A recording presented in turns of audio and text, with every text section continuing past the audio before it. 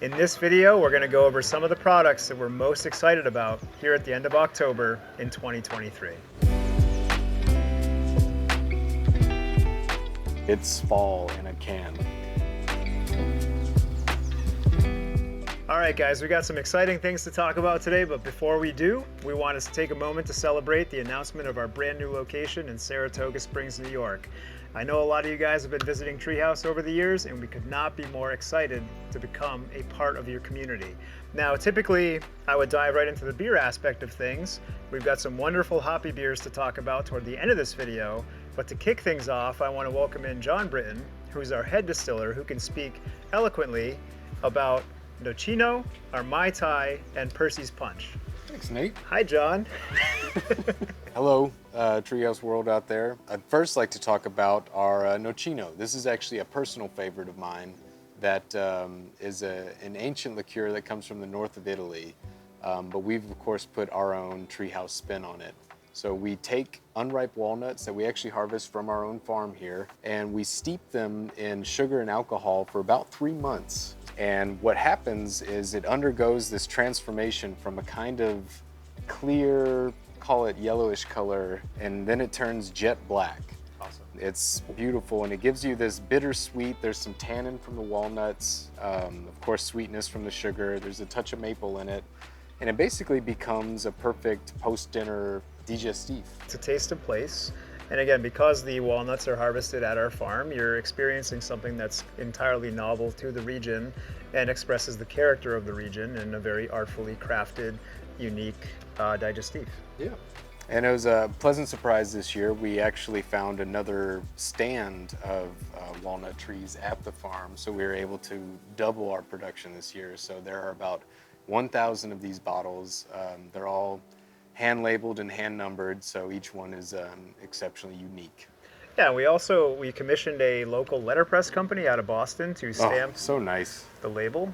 You might want to get two, because you're not going to want to drink one. You're going to want to have one that lives on the mantle to show off, and then of course you can drink the other one and keep that in the cupboard. Right on.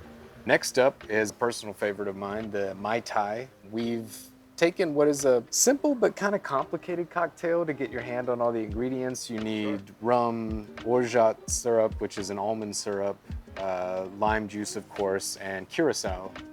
So we took all of that, made basically what we're calling a ready-to-shake cocktail. Features our richly ogo rum, which is an estery, kind of fiery rum. We make our own orgeat syrup in-house. We also make our own curacao, which was actually the genesis for this whole cocktail. Because I remember you wanted to make a Mai Tai, and I was like, well, we got to make one other thing first. So first we made a curacao, all in efforts to put a Mai Tai in a bottle. It's delicious. We just started releasing the 750 version, so you can have a little bit more with your friends. It's a wonderful cocktail.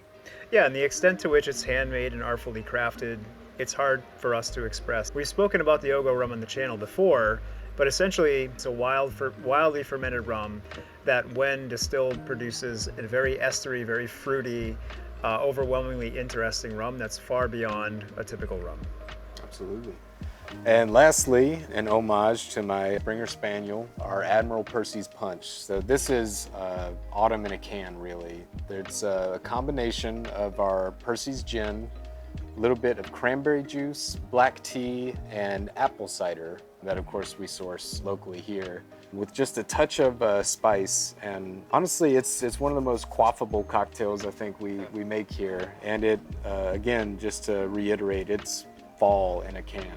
Yeah, it's also wildly unique. I mean, getting something that combines black tea, our own New England style gin, and then locally crafted apples is not something you'll find on the mass market. It's something that's lovingly made by John and his team down in the distillery, and it's a product that we are incredibly proud to offer to you guys, and it's only available during the autumnal season. So if that sounds interesting to you, time to hop in the car and make a journey over to Treehouse. They don't last long.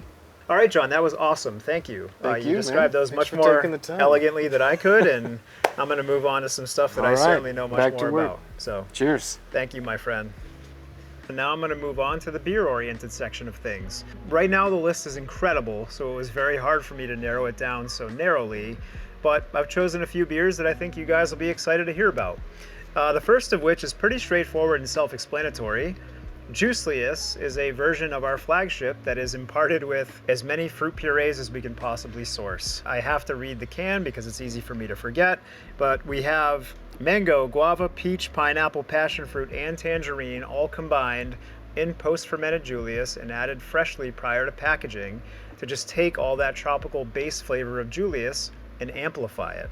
So Juicelius, if you're into that sort of thing, if you like fruit added to your beer, this is the preeminent example of that, and it just tastes amazingly juicy. So next in line is Behind the Times, and it was hard for me to choose a single beer to highlight as part of this video because right now we have literally dozens of classic beers available. The depth and variation of what's available right now in our cooler is immense, and we've got Amber Keller beer, Ordinary Keller beer, Oktoberfest style lager, Scotch ale, Dunkel Rauch beer, which is Behind the Times. We have California Common Ale. We have Italian style Pilsner. We have German style Pilsner. We have Japanese style Pilsner. So our creativity and our passion for this style of beer knows no bounds. So I really want to highlight that on the channel, and I really want to demonstrate how hard the team is working to produce beers of distinction and interest for those of you that aren't into hoppy beer styles. The one beer that I want to highlight as part of this group is our Dunkel Rauch beer called Behind the Times. It pays homage to a style that has been enjoyed for hundreds of years. A Munich Dunkel, the way that I think about a Munich Dunkel is it should taste like molten toffee with a little bit of brown bread characteristics, but long story short, it's a dark beer. It's very rich and very robust, but it's not necessarily high in alcohol, so it's easy to drink. And Behind the Time represents all of those flavor profiles, and when you drink it, it's just warm, complex, inviting, and delicious to enjoy, especially this time of year. So the Treehouse Classic Style program is in its stride right now, and I strongly encourage you to check it out, give it a consideration, give it a try, and if you're curious, ask our team members here at Treehouse about it, and they would be happy to share more information with you. All right, the next beer I want to highlight right now, we have a huge availability of Halloween or spooky season themed beers. One of the ones that I'm most excited about is a beer called Phantasmagoric. Phantasmagoric is kind of an ancient word, ancient ideal. It's kind of creepy and it lends itself to spooky season. The reason we named it Phantasmagoric is because within this beer we use a boatload of what's called phantasm powder. Phantasm powder is a very interesting product that's derived from Marlborough region Sauvignon Blanc grapes that produces a thiol precursor that when you add it to fermentation creates fruit flavors and aromas that would not be otherwise possible without it. It's much more complex than that in theory and in practice, but for the purposes of you guys watching, this thiol powder just produces more aromatics in this beer. On top of that, we have a blend of what's called Mega Motueka, a huge expression of Motueka, and then another blend of New Zealand-based hops that just make this guy pop across the board with those wonderful white wine notes, tropical fruit notes, and passion fruit notes. We're only gonna make it this time of year. This is only a single batch. I hope you guys have a chance to try it because we are thrilled with the way that it turned out. Next beer I want to highlight is Deer Washington. I think this will be the last time you hear me talk about our wet hops. Treehouse is always striving to discover new and interesting ways to present you guys with tried and true classics. Wet hop beers are certainly not unique, but Treehouse went the extra mile this year by securing a technology that enabled us to receive these wet hops in field fresh condition as though they just were harvested. That expression of those wonderful hops is contained heavily within Deer Washington. It's the only single IPA expression of single wet hop beer that we made this year. This batch is better than any batch that came before it because of the investments in time and energy that we put into, capturing those fresh hop aromatics. And again, this beer only comes around once per year, so I would strongly encourage you to give it a try before it's gone. All right, so again, if you guys are fans of the channel, you certainly know that we are currently enamored and in love with New Zealand and what it's doing for the craft beer industry, for the hop industry, and just sort of for our souls. It's a wonderful place with wonderful stories, and this beer pays homage to that once again. The concept for the beer came in my head. Originally, it was trying to honor, I hope I'm pronouncing this correctly, a kori tree, which is a very large native New Zealand-based species. Because again, Treehouse Brewing Company, New Zealand-based tree, it only makes sense, right?